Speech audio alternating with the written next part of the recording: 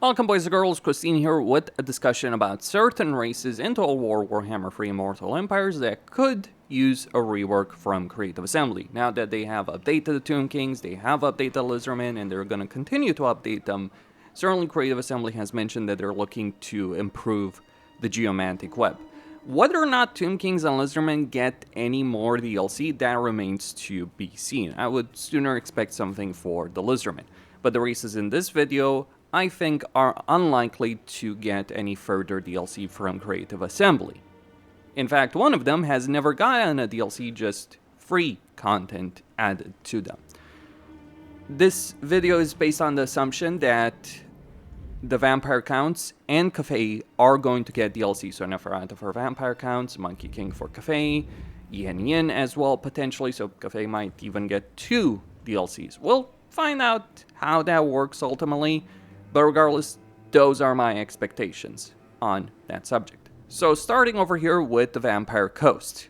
The Vampire Coast was designed for Warhammer 2, and it's showing its age. On top of that, a lot of systems that were designed for the Vampire Coast have been also used for other races and updated for other races. So from that perspective, the Vampire Coast has been left behind in a lot of different ways, in terms of Horde armies, in terms of Pirate Coves, which form the basis for things like the Skaven Undercity mechanic, the Deeps for the Dwarves, if we're looking at even cults, if we're looking at demonic factions.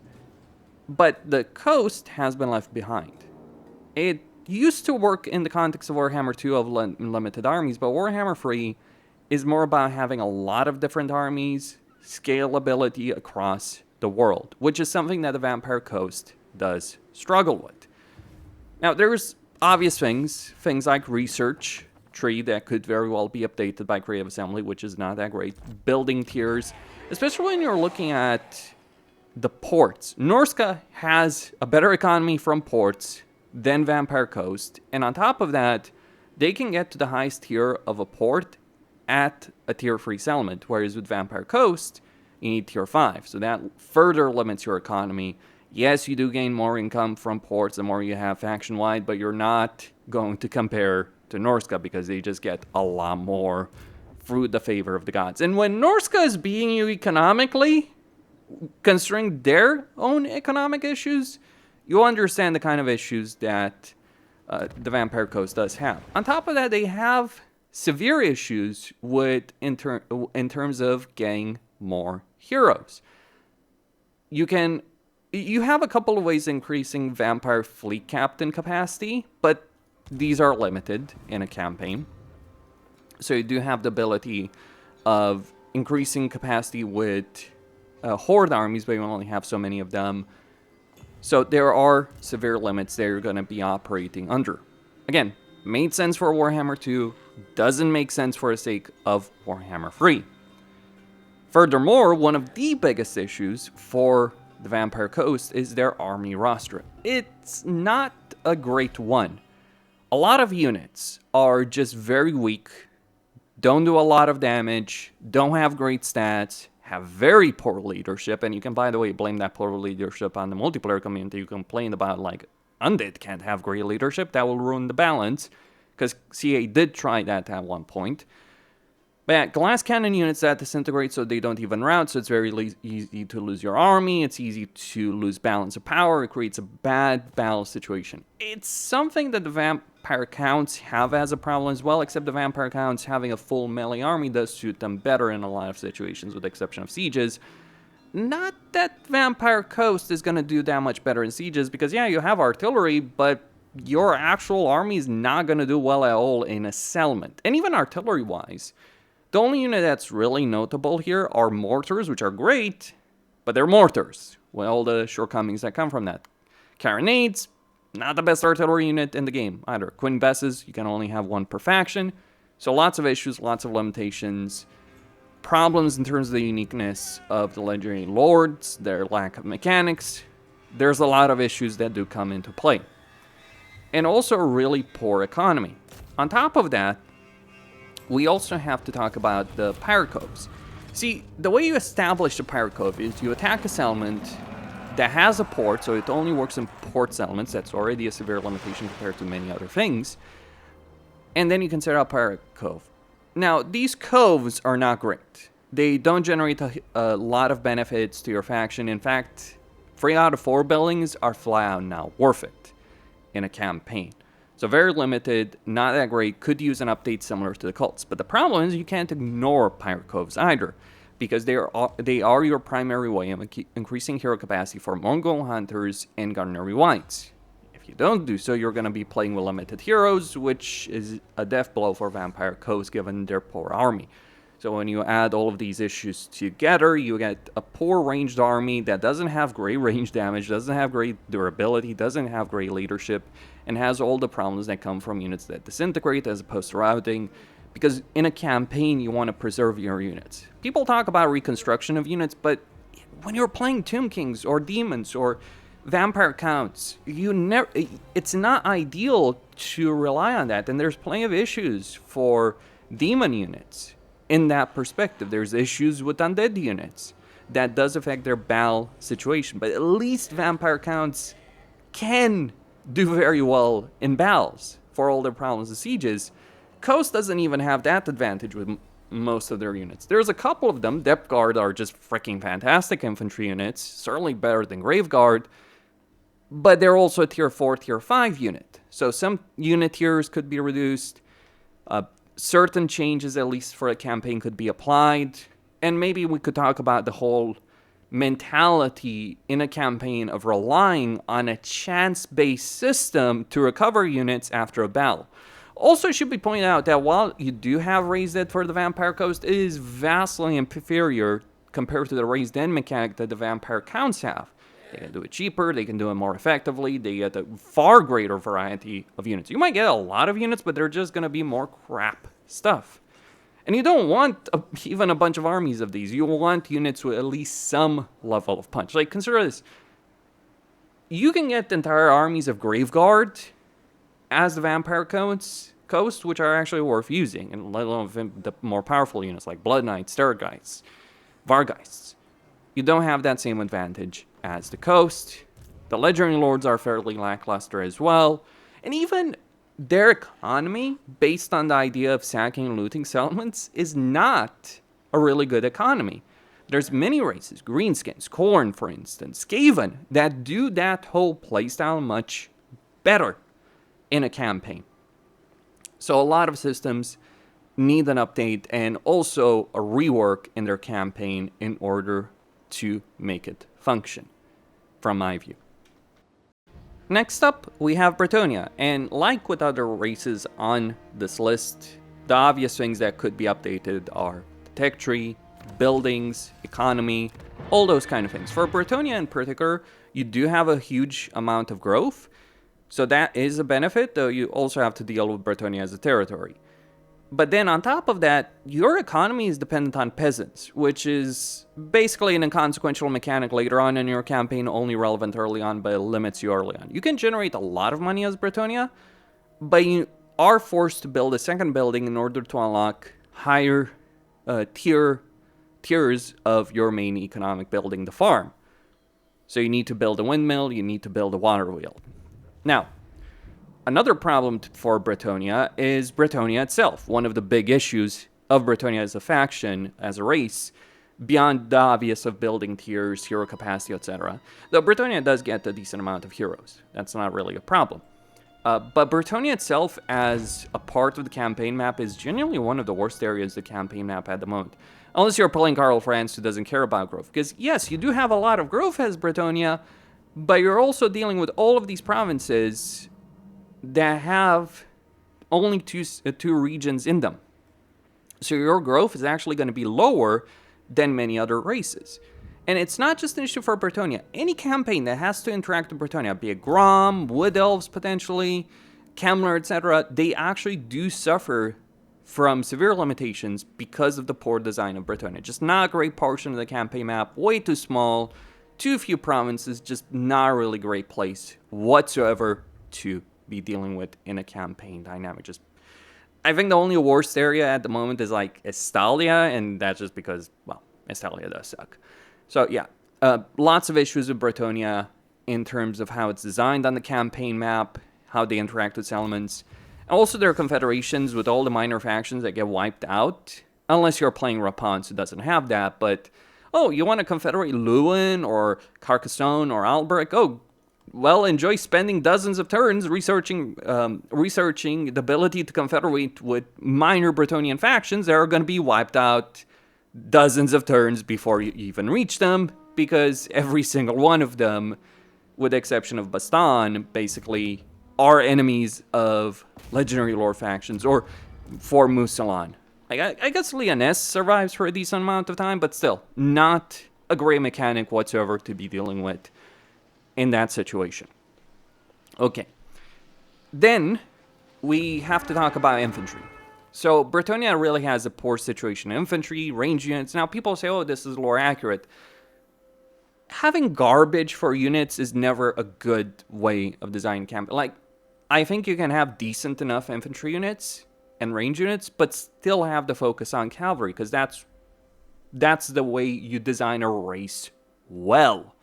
The way Bretonnia handles it, a lot of these units are pure freaking garbage. Not great leadership, at least they're not undead or demons, but bad stats, bad leadership, bad durability. Suffice to say, Empire swordsmen are better units than the vast majority of infantry units Bretonnia has.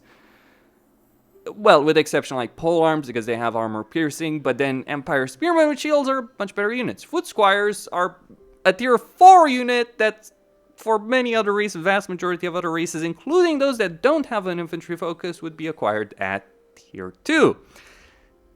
I mean, let me put it like this. I would take clan rats over these guys. At least clan rats aren't much cheaper and far more available. And suffice to say, I never recruit clan rats in a campaign as Skaven, because there's a lot better units in melee and ranged and monstrous units in artillery. The one advantage you do have is not even your cavalry. Your cavalry on the ground is not even that great, because it's inferior to many other races, including Empire Cav. It's quite a sad state of affairs. The only cavalry that's better from a campaign perspective, not talking about skirmish multiplayer, are Pegasus Knights, are the flying cavalry, because of the flexibility they give you on a battlefield. You at least do have tier 2 artillery, and it's pretty solid. Like, trebuchets are amazing in sieges at breaking down walls and wall towers. But that's roughly it. Well, that and battle pilgrims, if you want to joke about, like, the Grail Reliquary. You lack skill lines for your lords, unique skill lines for your lords. You lack unique skill lines for your heroes. And then you have the vow system. Now, I suspect CA is going to update Bretonnia, because they've actually gone for Bretonnia to update a lot of their unique racial traits. Not just the generic ones, because you have generic traits. They've updated the vast majority of those. But they've also gone and updated a lot of specific hero and lord traits for Bretonnia. But then you have the vows. For heroes, this applies to heroes and lords. For heroes, you can ignore it. But for lords, you can't, because your infantry is bad, your peasants are not great. So you want to focus on the knights. But the problem is, you have to unlock vows to reduce the upkeep of these knights. Now, the way the AI gets around this, they just automatically unlock these vows at a certain level. It's a lot of tedious micromanagement or management of lords, heroes, because, yeah, you don't have to, but you will be pushed to do so. You can ignore heroes, but you need to do so just to reduce the upkeep of these knights units. It's a really bad mechanic. You may say, well, Bretonnia doesn't have to deal with supply lines. I would actually prefer supply lines than this system. Like, I understand what this system is supposed to represent, it just doesn't work. I understand that basically the system was designed for Warhammer 1. It doesn't make sense in the context of Warhammer 3. Hell, it didn't make that much sense for Warhammer 2. But here we are, so many years down the line, still dealing with this system. So, infantry situation. Like, we can talk about Dismounted Knights, but that's an old world thing, and I think Games Workshop is not going to allow Crusade to add Foot Knights into the game. I think they should. It would really help Bretonnia out if they did so. Or at least give us the ability of dismounting our knights before a battle. I'll take that. But yeah, Bretonnia is not in a great place. I think they're going to get an update. They've mentioned that they're going to get an update, and they've updated traits for Bretonnia, so that leads me to believe that Bretonnia is the most likely race to get an update now that we've gotten Tomb Kings and Lizardmen updated. Though, there's still work to be done, and they've outright stated that. Finally, we have the Dark Elves. Now, this might be surprising, because Dark Elves as a race do actually work quite well in a lot of different ways. Their economy works, they have instant construction, they have a lot of heroes, they have a lot of units, though some of these units like Dark Riders are not especially good. Some changes could be in order on that level. There are, however, certain systems and certain things that I believe Creative Assembly should update and rework for the Dark Elves. Like the loyalty system just feels completely outdated for the Dark Elves, and not just for Dark Elves, it's a Skaven thing as well. I do suspect that Skaven are going to get the DLC. It would be very bizarre if they didn't with Tankwall, but that is my perspective with regards to the loyalty system and the whole names of power, the randomization of that. I think that system could also use improvement. And also unique skill lines over here for lords, and even if we're looking at it for heroes, because that's one of the things Dark Elves do lack. And then beyond that, things like the research tree, the global recruitment situation, because you don't have global recruitment, you have Black Arc recruitment, but then each Black Arc has a cooldown of 25 turns once you get your first one, and it also requires a building in the slave pen. So in every Dark Elf campaign, I'm doing two things. If I don't start with the port and Hellebron doesn't start with the port, I'm going to get the port as quickly as possible, and then I'm going to get the slave pens building ASAP just to get access to that Black Arc. So bit of an annoying pacing issue with regards to Dark Elves. But I'd say the bigger problem for Dark Elves doesn't come from the race as a baseline. The bigger issue comes from the Legendary Lords. You do have unique mechanics with Hellebron, with Malice Darkblade, even Rakarth with his beast system, but none of those systems that they have are particularly interesting. Oh, you can capture certain beasts depending on the region you're in. And I really hope that that's not the system CA is going to use for monster hunts for Norska, because it doesn't work particularly well. I think the entire beast focus of Rakarth's campaign is not an especially good one, because your armies, your baseline armies are certainly good enough to handle everything, so why would you get a bunch of expensive beasts in your campaign that have their own issues, and you don't really get significant benefits for them to really make it work, either from an income perspective or a combat perspective. So yeah, beast masters, suffice to say, do leave a lot of things to be desired, that entire playstyle. But I would say that Hellebron, Malice Darkblade, Rakarth need updates, and even Lokir. Like, oh, he gets more Black Arcs than everyone else. Far more so than he actually needs. Like, they're not going to max out Black Arc, so I think there are improvements that can be made to those campaigns. But for Malekith, for Marathi, you could use unique campaign mechanics for them, because they don't have it. And that's kind of the big problem for Dark Elves. A lot of their campaigns feel very samey. It's an issue with respect to victory conditions, especially having to deal for a long campaign with the Knights of Caledor. That's a very long distance to cover. Or to deal with Tackless in a campaign. Again, just that kind of level of annoyance to be tackling in a campaign just to win it. It's not fun, it's not interesting, it's just grind. Who seriously wants to go anywhere near Kairos Fateweaver's location? Like, do you really want to meet the Siege faction in a campaign? I certainly don't, just because of how annoying it is to deal with them. So that is, so those victory conditions could be updated. The effects don't even feel meaningful in any real way, at least short campaign victory conditions. Like, oh, you look at short campaign victory conditions, recruit rank +3, okay. Decent enough income from slaves, 15%, it's not a big deal. So you can live without the victory conditions, but you need to complete them to win.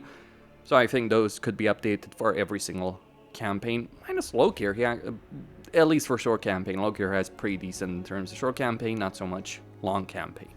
So plenty of issues there, climate, situation, design, potentially of the map, all that. But things like unique mechanic for Malekith where he's trying to get the Phoenix Throne, and then, Eternity King, Malekith mechanic from like the End Times, based on the End Times, would be really, really good. And then you have Morathi and whatever insanity she's up to, really. Maybe Morathi's mechanic should just be called insane, because she's completely cuckoo. In fact, she makes a Skaven on Warpstone seem like the pinnacle of sanity. Seriously, Morathi is so completely out there. I guess that would make sense, as opposed to having a choice between different skill sets in her campaign, and where one is just flat out better than the other. See, it's one thing for lords to have different skill choices, because you can because usually it's a question of like, how you build an army for them. But if with the legendary lord, those kind of skill choices, I can get a bunch of campaign benefits versus army benefits, like, yeah, I know which one I'm gonna pick. It's not just a problem for Morathi though, right? So it's also like a problem for Malekith, for instance. You look at Malekith, you can either go for Tyrant or War Leader. Okay, let's consider Tyrant. Diplomatic relations, controlling a local province, growth, construction costs, construction time, income from buildings. Or War Leader, post-battle loot, upkeep for all armies, casualties, Lord Recruit rank, post-battle loot. With the exception of potentially making Diplomatic Order more manageable, in this case, actually, I would say War Leader is better. Just because it's like, yeah, it's a bunch of local effects that don't really matter all that much, because you have instant construction as Dark Elves, and you can print money. So having these kind of benefits might actually make more sense, like especially Lord Recruit rank. But that's a discussion. Malekith is actually in a better situation than, say, Alariel or Morathi. Hopefully they update Alariel with Tides of Torment. I really think that that Morathi and Malekith do deserve unique mechanics. I think Hellebrand, Lokir, Rakarth, and Malus Darkblade do need improvements in their campaigns as well. That's my perspective. Otherwise, we could talk about the Beastmen, sure, with the Beastmen. But I would say the Beastmen need more of an update, Dread, etc., than a complete rework. I mean, Beastmen work, but yeah, they could also use unique mechanics for their legendary lords.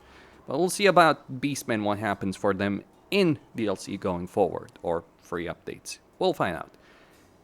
Though I wouldn't necessarily expect the DLC for Dark Elves. I think Tides of Torment was the big chance they had, and they decided to do Norska.